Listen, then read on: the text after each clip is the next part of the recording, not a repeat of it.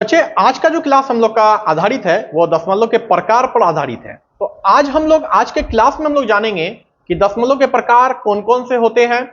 इसको 100 उदाहरण हम लोग जानेंगे, उदाहरण के साथ जानेंगे, डिटेल में इसलिए जानेंगे क्योंकि इससे बहुत सारा क्वेश्चन निकल कर सामने आता है एग्जाम में, तो वह बढ़िया ढंग से सॉल्व हो सके, उसको हम लोग इजी वे में सॉल्व कर सके, इसलिए आज हम लोग जानेंगे दशमलव के प्रकार को। तो दशमलव के प्रकार कितने होते हैं आइए देखते हैं। तो हेडिंग हम लोग का हो गया दशमलव के प्रकार। देखते हैं यहां पे दशमलव। दशमलव को इंग्लिश में डेसिमल कहा जाता है और ये मुख्य रूप से दो प्रकार के होते हैं। दशमलव कितने प्रकार के होते हैं? दशमलव दो प्रकार के होते हैं। अब दो प्रकार कौन कौन सा होता है? तो एक होता है शांत, एक होता है अशांत।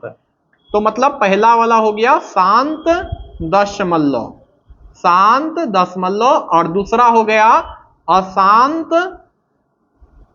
दशमलव। अशांत दशमलव फिर दो प्रकार के होते हैं। अशांत दशमलव फिर कितने प्रकार के होते हैं? दो प्रकार के होते हैं। कौन कौन से होते हैं?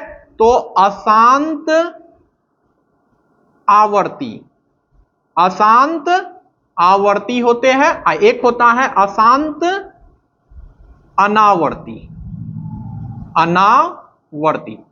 तो यहां हम लोग फिर से एक बार देख रहे हैं, दशमलव दो प्रकार के होते हैं, एक होता है शांत, एक होता है अशांत दशमलव। अशांत दशमलव फिर दो प्रकार के होते हैं, अशांत आवर्ती होते हैं, अशांत अनावर्ती होते हैं। तो इस दोनों का जो है हम लोग उदाहरण लेके समझते हैं और बेहतर ढंग से। तो शांत दशमलव का जो उदाहरण होता है आप ले सकते हैं 3/10। नाम से ही लग रहा है कि यह शांत हो जाएगा, अपने आप में यह शांत रहेगा, ये हल्ला गुल्ला नहीं करने वाला, ये शांत रहेगा। तो 3/10 इसका एग्जाम्पल के रूप में आप उदाहरण के रूप में ले सकते हैं। जब 3/10 को आप सॉल्व करिएगा तो 0.3 आता है, इससे आगे ये नहीं जाएगा। जैसे में आप यहां देख सकते हैं 10 से जब 3 में भाग दिए तो 10 से 3 में भाग लगेगा नहीं, इसीलिए क्या करेंगे 0 पॉइंट यहां दे देंगे। पॉइंट दिए तो मतलब यहां 0 उतरेगा। तो 10 से कई बार में भाग लगेगा? 3 बार में भाग लग गया, 30 कट गया। अब इससे आगे ये नहीं जाने वाला है, इसीलिए 0.3 कहलाएगा ये।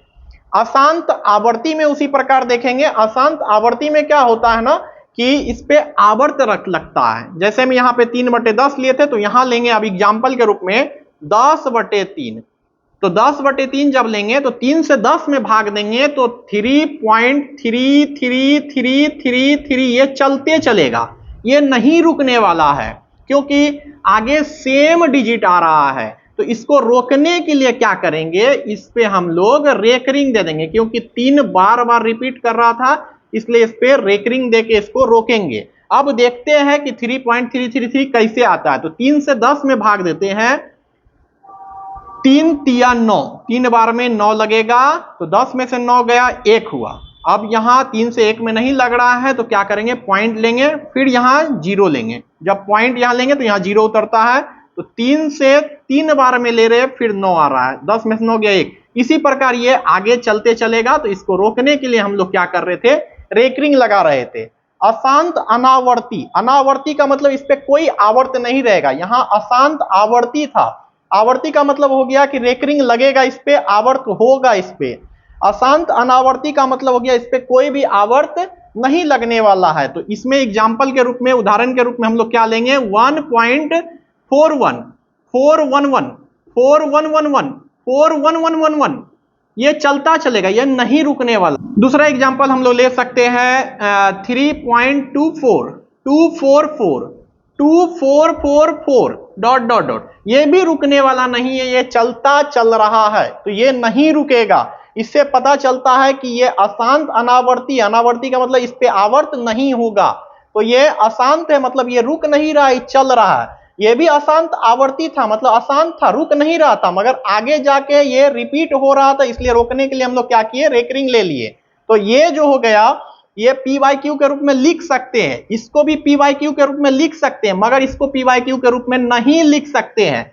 इसको PYQ के रूप में लिख रहे थे, इसको भी PYQ के रूप में लिख रहे थे, इसको PYQ के रूप में नहीं लिख रहे थे। तो जिसको PYQ के रूप में लिखते हैं वह परिमेय होता है, ये भी परिमेय हो जाएगा और ये अपरिमेय हो जाएगा। तो ये दोनों आपका परिमेय हो गया, जिसको पी वाई क्यू के रूप में लिखते हैं वो परिमेय संख्या होता है, और ये क्या हो जाएगा, अपरिमेय संख्या हो जाएगा, क्योंकि इसको पी वाई क्यू के रूप में हम लोग नहीं लिख सकते। और परिमेय और अपरिमेय दोनों मिलकर क्या बनता है, वास्तविक संख्याएं बनता है, वास्तविक संख्या बनता है, परिमेय और अपरिमेय दोनों मिलकर। तो दशमलव के दो रूप होते हैं, शांत अशांत। अशांत में फिर दो आता है, अशांत आवर्ती, अशांत अनावर्ती। ये जो है चलता चलेगा, रुकेगा नहीं, रिपीट हो रहा है तो रोकने के लिए क्या कर रहे हैं, रेकरिंग लगा रही है, और ये रुकने का नाम ही नहीं ले रहा, ये चलता चल रहा है।